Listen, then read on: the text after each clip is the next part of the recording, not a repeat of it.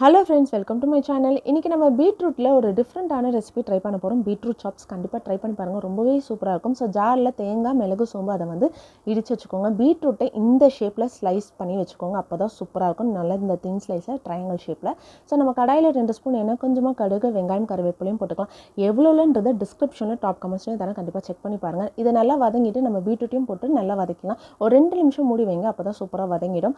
இதுக்கப்புறமா நம்ம வந்து மிளகாத்தூள், மஞ்சள்தூள், அதாவது குழம்பு மிளகாத்தூள் தான் போடணும். கொஞ்சமாக தண்ணி விட்டு பீட்ரூட் நல்லா வேகட்டும்.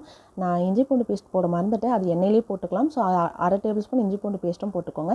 அண்ட் நம்ம பீட்ரூட்டும் நல்லா வெந்துருச்சு பாருங்கள். இப்போ இந்த ஸ்டேஜில் நம்ம தேங்காய் திருவி வச்சுருந்தேன், அதையும் போட்டுட்டு லாஸ்ட்டாக ஃபைனலாக கொத்தமல்லி போட்டு இறங்குங்க. Beetroot chops ready. கண்டிப்பாக ட்ரை பண்ணி பாருங்கள். இந்த பீட்ரூட் சாப்ஸை இந்த மாதிரி கடாய் சாதமாகவும் நம்ம சாப்பிடலாம், இல்லை சுட சுட ரசம், சுட சுட சாம்பாருக்கு செம்ம அல்டிமேட்டாக இருக்கும். கண்டிப்பாக ட்ரை பண்ணி பாருங்கள். இந்த வீடியோ பிடிச்சிருந்தா நம்ம சேனலை லைக் பண்ணுங்கள், சப்ஸ்கிரைப் பண்ணிட்டு பாருங்கள். அடுத்த வீடியோவில் சந்திக்கிறேன். நன்றி, வணக்கம்.